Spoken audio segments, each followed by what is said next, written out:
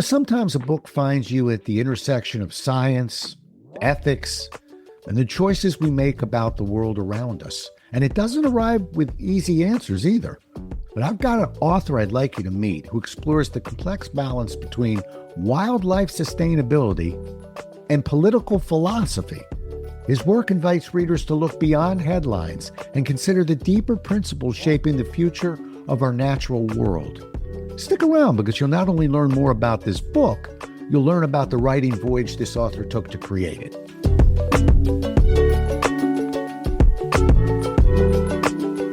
Welcome to A Book Finds You podcast. This week's guest is Gregory Tague. Join us as he shares the inspiration behind his book, along with his writing process, routines, and challenges. And now, here's your host, best-selling author, Rob Jolles.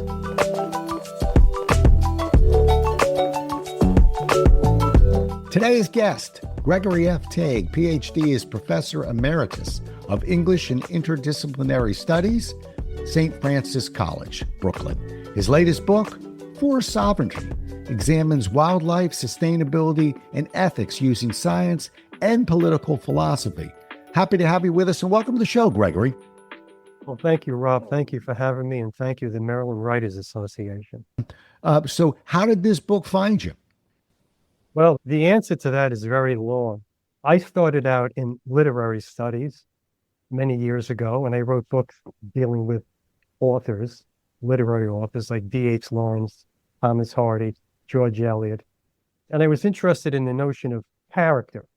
And I was interested in the notion of character from a philosophical perspective, which led me to Arthur Schopenhauer. And Arthur Schopenhauer, he was not necessarily a metaphysician. He also embraced science and Eastern religions and things like that. And as time went on, as the years went on, I started to realize that if I'm going to study character, I need to study the brain. So then I started looking into neuroscience, and that led to another book. And since I was looking at the brain, I had to look at human evolution. How did we get this brain? Where did it come from? So that led to another book. And as I was looking at human evolution, I started going into human culture. I started looking at things like art and adaptation. And then because I was doing human evolution, I started looking at where we came from, not just an organ in our bodies, the brain, but where we came from. So that led me to the next book, which was about great apes.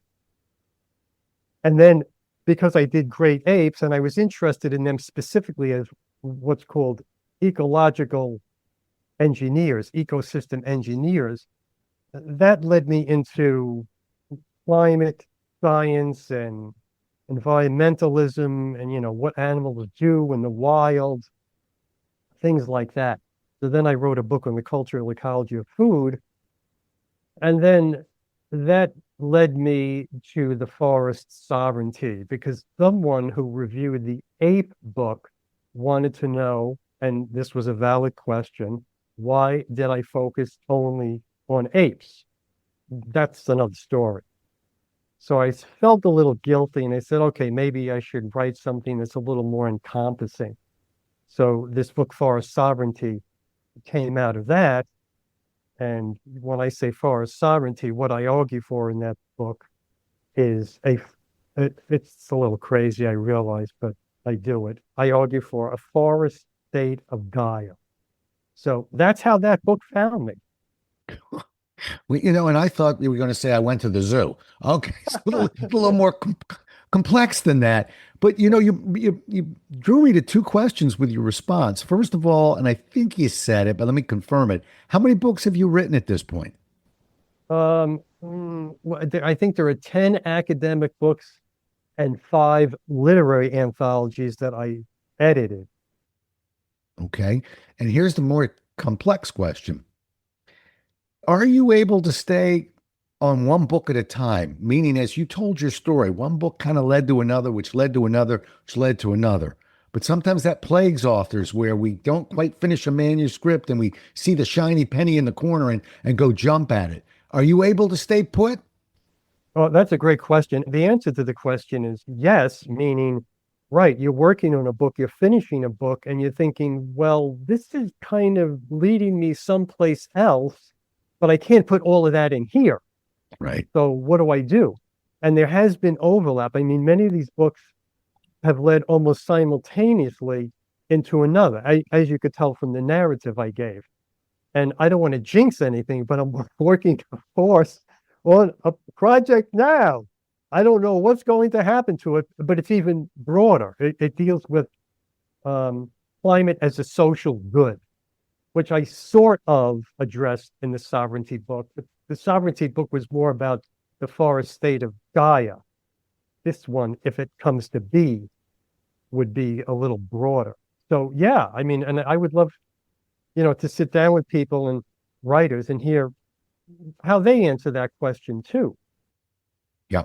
And a lot of them, you see, you're kind of a grizzled vet on book writing.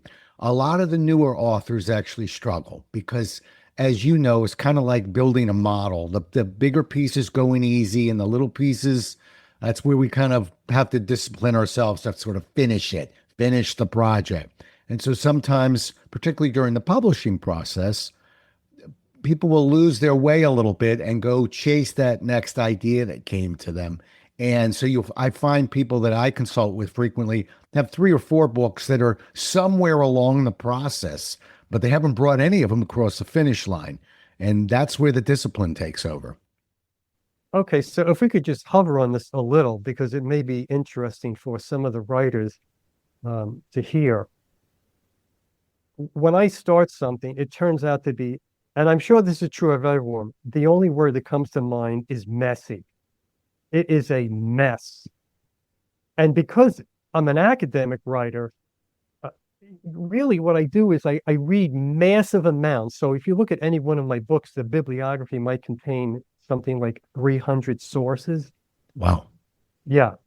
And I learned the hard way. You don't read and compile notes for 300 books and then try to write a book. Although that has happened, and it's kind of happening to me now too, because I didn't think, and I don't know yet that I'm writing another book, but I have a binder full of notes. And it's like, okay, well, what do I want to say first? Where do I put this? I don't really see a chapter forming yet, so I'm just going to put stuff here. I'm going to put a lot of stuff here, and then see where it goes.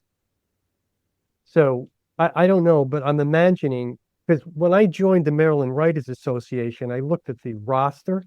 I tried to find academics. I found one academic.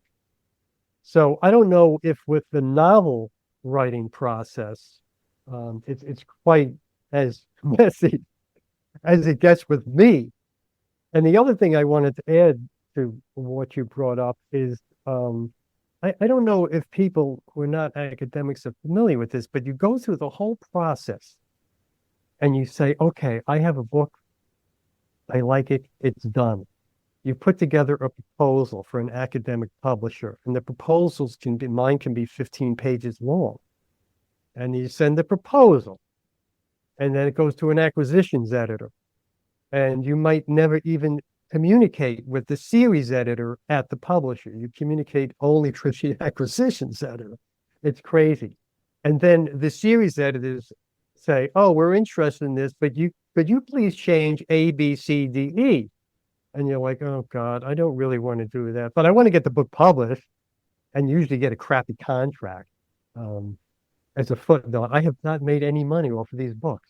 Maybe $500 in 20 years. But then you do what the editors ask, and then they send it out for peer review. And typically it's 2. And there may be one immediately and then another. Sometimes they send it out to 2 at the same time. And it's crazy. It's a crazy, messy process, as bad as putting the book together. So just, if I could hover on this just a little more, this last book, and this was not totally unusual for me. It goes to a peer reviewer, and the peer reviewer says, well, okay, this is really good, but I think you have to do more of this over here and more of this over there. So, okay, you know what? Look, I want to see the book published. I'll do it. It doesn't really, I don't know if it really helps the book, but I'll do it. And I do it. And they say that to another peer reviewer, and the peer reviewer says, oh, this is great. But you know what? I don't know if you really need this and this. And that's what the one before them told me to put in. So, I mean, I'd love to hear what novelists go through, especially if they're dealing with, those big publishers and editors. I'm sure there's a similar process. But I just want people to know that we academics, go through the ringer. Yeah, boy, you go through the ringer. I'm a nonfiction guy myself, but I'm not. And my books are used at a number of the universities, but I don't go through what you just described. And quite frankly, that can be in your contract a little bit with some of the publishers. I actually did have a scenario where one of my books was sent out and really ripped apart by some of the people some of the readers for the publisher. And I was lucky because in my next contract, they said, yeah, I won't sign this contract unless we organize this feedback a little bit better. You can have two and that's it. Because to your point, these people are being paid. If they have nothing to say, they're not going to get books to review in the publishing world. And so everybody seems to be countering what everyone else is saying, and we end up back at square zero. But all right, let's push back to past that. I did want to hover, as you would say, on something that you said, which was making money on these books, in 20 years, maybe $500. It depends on the book, but and I want to remind people that are listening that a book tends to sell when the author sells it, meaning we all think that the publisher is going to put their might behind it, and they sure will, Gregory. If our name, is Stephen King, but a lot of the responsibility falls on us, and I've worked with major publishers. If we develop a track record, they'll put a little bit more and a little bit more in, but we can make a book work. We have to do things like what you're doing right now, which is get the word out, get on some podcasts. You never know who might be listening. Repurpose that podcast onto the website, all sorts of things. But it's tough, but we got to do better than 520 years. Let's put it that way. Yes. No, I agree with you. And that's definitely good advice that I would give any writer, even an academic writer. But people should realize too, that some books, they kind of fit a niche. And I think in the academic world, this is a long, complicated answer, but I think it still pretty much is the way it was when I started, which is that the academic publishers, for the most part, they target academic libraries. Because there was a time when academic libraries had big budgets. That's been cut and cut and cut. But they used to buy books, and it was pretty easy. Now, not so much. So, yeah, we have to try to sell them. Plus, the other bad thing with the academic books that I see, even with some novels, they're expensive. I mean, this book of mine that just came out, it retailed at $60. Ooh. I mean, it's a nicely produced book. It's got a beautiful cover. And I have to say it, my daughter, who is an artist, did the cover. But, it's like $60. Sometimes they have it on sale. Yeah. It's a hardcover. But Right. I see that even with novels, you want me to pay $35 for a novel? I don't know. It's kooky. All right, quick question for you. You are you're emeritus in English and interdisciplinary studies. And look where we're talking right now. We're talking about in a completely sort of different topic, and I followed your path there. My question to you is, when you see these other ideas start appearing and one's taking you to the next, how do you know when it's worth pursuing? Because we all get these ideas and think, I think this is taking me here, or is it? So how do you know? Well, you must be a writer, because that's another great question. And, I'm speaking here, hoping that other people will listen and chime in and somehow contribute to the conversation. I don't know. So, for instance, I promised my wife that I would not write another book. So I wanted to do this thing, climate is a social good. That's what I'm calling it. I said, I'm just going to do essays from now on. I can't be bothered writing another book. It's too much trouble. But then, you know, I start reading, and that leads me to more reading, and I do note taking, and that leads me to more note taking. And, you know, as of yesterday, I now have 22,000 words, floppy, messy words. And I still have a bunch of stuff to put into this, whatever it's going to turn out to be. So I don't think you really know until you start going through the process. Sometimes things just tend to be short. Sometimes things tend to be long and they lead you in different directions. And I'm sure every writer who's listening could say the same ththing. Yeah. Yeah. And actually, I think every writer who's listening will tell you that usually the times when they're taken into an area that they were, it's very unexpected, can be their best writing, can be the most exciting part. The part we think we know and we're ready to get down on paper, that's okay too. But it's those diversions that really kind of make it rich for writers. Do you blog? I have a website. No, I don't really blog, you know. Well, you should. And I'll tell you why. Because I just finished a meeting before this podcast with a bunch of podcasters, and the topic was repurposing and materials. And so sometimes when you're blogging, you know, those 22,000 words you were just mentioning, in a sense, they're coming out in chunks, it sounds like. And so sometimes what that can be is, particularly for that website where we want to drive traffic, how do we drive traffic? Well, few ways, but one of them is always a little bit some new content in some way, something else to see, like going to an amusement park. There's a new ride. The park's the same, but we put in a new ride.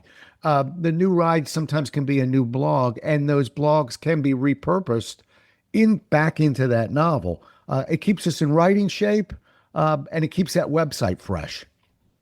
That's good advice. I'll take that under consideration. I think, you know, it's just a very crowded field out there. And now with this whole thing with Substack, it's like, oh God, it's well, you pick a lane. You pick a lane, Gregory, meaning I hold my head with Substack too. I have, I think, a whopping 8 people on my Substack, but I haven't really opened, I'm not open for business right now. I just want to understand it better, but I think we have to pick one. When we start picking 7 at the same time, I'm going to go on Instagram, I'm going to go on LinkedIn, I'm going to go on Substack, blah, blah. It's a mess. But I go back to that blog. If you write a blog, you can transfer that onto your Substack. So again, repurposing. You're writing it once, it's appearing on your website, it might appear on your Substack, and it may someday be part of one of your novels that your wife is begging you not to write. Right. Well, not novels. I don't write novels. Okay. All right. That's right. I'm talking to an academic, and we're hovering. We do a lot of hovering today. All right. Let's talk about the publishing process, because you go through as an academic a different process. What was that process? What's that process typically like for you?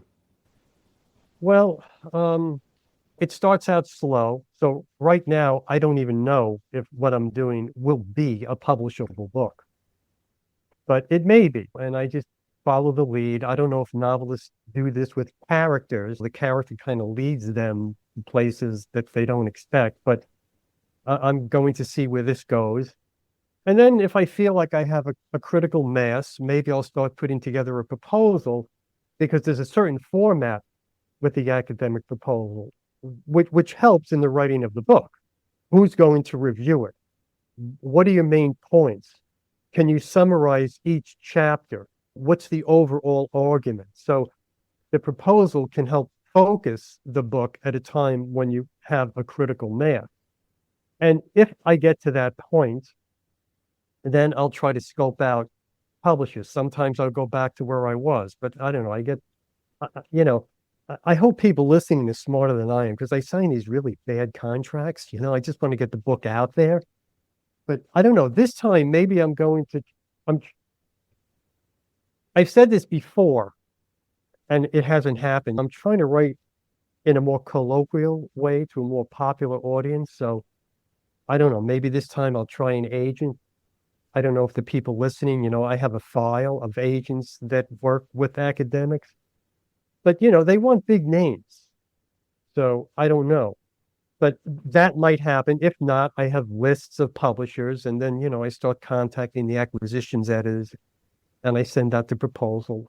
And at least at that stage, and I would guess this is true for some of the poets and novelists, since you're not sending out a complete manuscript, you can send the proposal out to more than one publisher at once. Hope so. But then if someone's interested, then it gets locked in. And then, after that, it's what I already mentioned. You start the review process with the series editor or series editors, and then the external reviewers.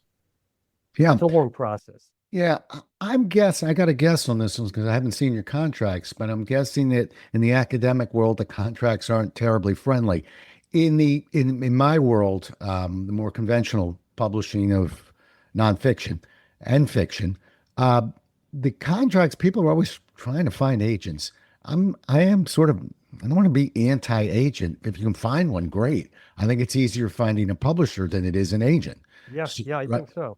Right. So then then what are we giving up if we don't use the agent? Well, maybe what you just said, some other eyes on this contract. But I'm here to tell you, at least from the nonfiction side, that I've seen hundreds of contracts at this point. And for a first-time author or a second-time author who's not necessarily a best-selling author, they all pretty much look the same regarding compensation. It really is. There are no surprises. I think what surprises people, and I hate to double back on it, is we signed the contract, but when's the publisher going to, really push this through the machine? And that ain't going to happen usually. So that's why we do this. As I said. All right, let's keep going. How involved so now that I've sort of said it falls on us, how involved are you in the marketing promotion of your books? And if so, what are you doing? You're doing some podcasts. I already got the question out to Gregory before we started. This isn't his first rodeo on podcasts. So he's a guy that's jumping on podcasts. What else? Well, between Facebook and LinkedIn, and I'm on Blue Sky too, I have, I don't know, 3,000 people follow me, something like that, maybe more. I don't know what the number is. And I have a couple of websites. I edit an online journal called Literary Veganism. Not that that helps much, but I have a news section there where I can promote things. And I have 2 other websites. It originally was one. The original one is called Biblioteco, because my wife and I, some years ago, put together and edited 5 small short books of literary writings on different themes.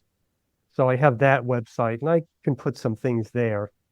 And then I have another website called ASEBL, which is the Animal Studies, Evolutionary Biology Literacy, something like that. So, I try to get things out there. For instance, with this book, and I don't know if this works with poets and fiction writers, but I have an extract of the book coming out in a journal. Supposedly, it was supposed to come out in November, but academic journals also tend to be pretty slow. And I know at least one person agreed to write a book review that will appear in this kind of hybrid journal. So, I understand what you're saying, and I agree. A lot of the weight falls on the author to promote the book. All right. Well, you just mentioned book review. As an academic, your books are available on Amazon, correct? Yes. Okay. So how are we doing on the reviews on Amazon? I know with this last book, I see that someone wrote a short review. The others, I don't really check. I don't know that there's anything there. Well, all right. I got a homework assignment for you. I want you to start checking, and I want you to start asking more. Yeah. And that doesn't mean give people books. That means ask so we get verified reviews. But Amazon pays attention to those things, and no one writes a review typically without being asked. And I'll go a step further for you if you'd like. This only goes to Gregory now. This is a Gregory special only. But I'm going to send you a document of what I use, which is actually called How to Write an Amazon Review, because I do a lot of books on sales and I do sales workshops. Uh, Sometimes we know what the objection is. We might as well head it off at the pass. And the objection is, I like it, Gregory, and I think I like the book. I've never written a review. He'll never know. I'll tell you yes, but I probably won't get to it. So let's make it easier for people to write reviews. And so the document, you'll like parts of it. You might not like other parts, but it'll give you a head start. And then maybe when you're talking about the book, or maybe people are emailing you, you send this little attachments of how to write it. It'll have a link right to your book, and make this as easy as possible. But I'd love for you to get some more reviews on there. I think you'll start getting some more sales on that book. No, I was going to say the other thing that writers can do. I have, we moved to Maryland only in February, so I'm new here. We don't know anyone, but I've been working pretty hard. So I don't want to. Well, maybe I could mention names.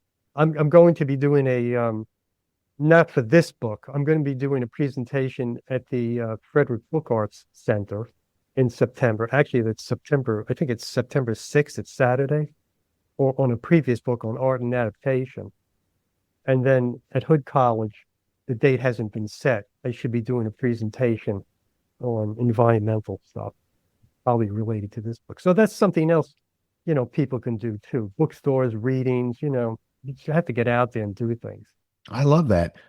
Bring some books with you and see what you can do there. And let's get some signings in there. And that sounds great. I love that.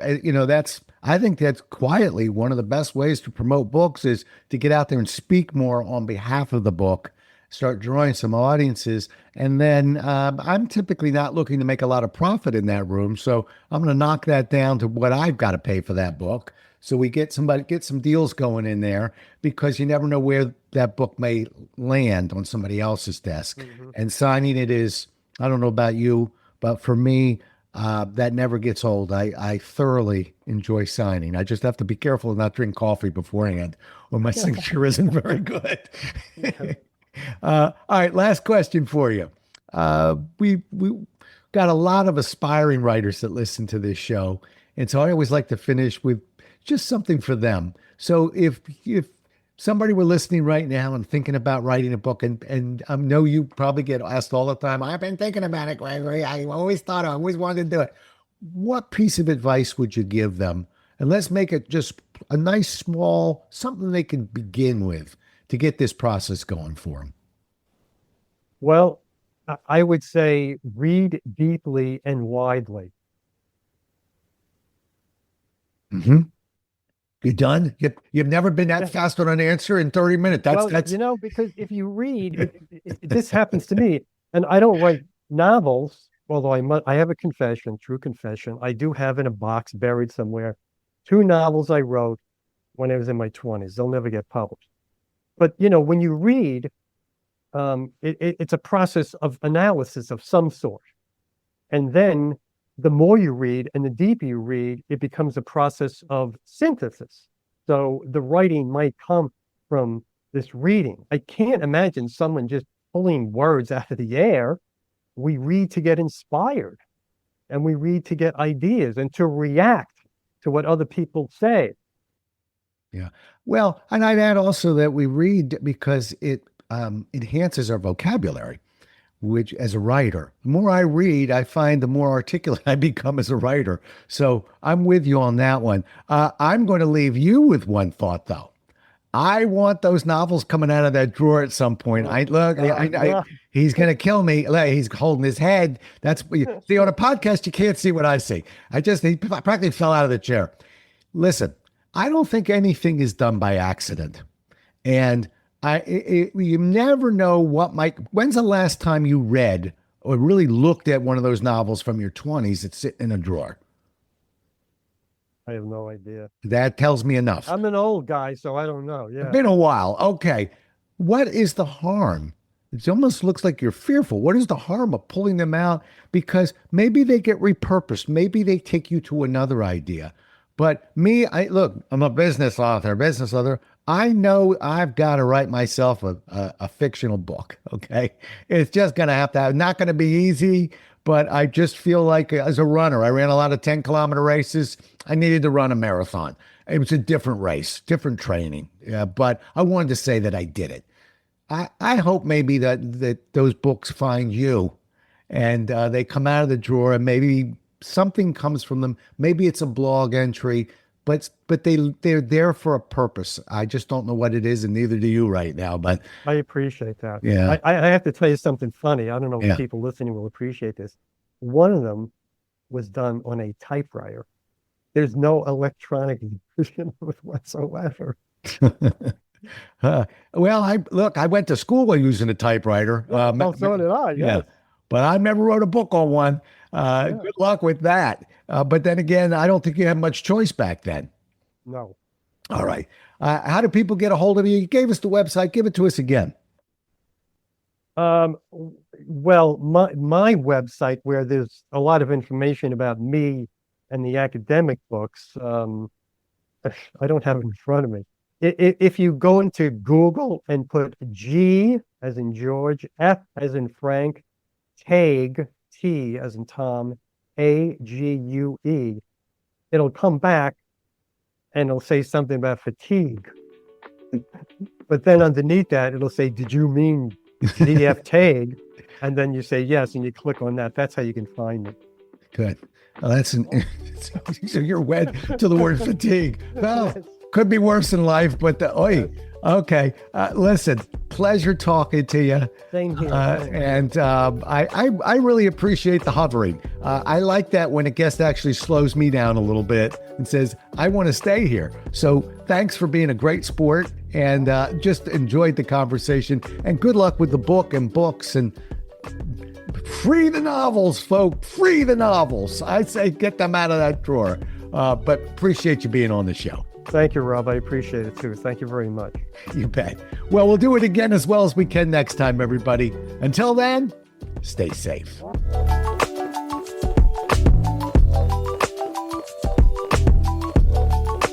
Thank you so much for listening. If you enjoyed today's guest author, we'd love you to rate, review, and share this episode with others.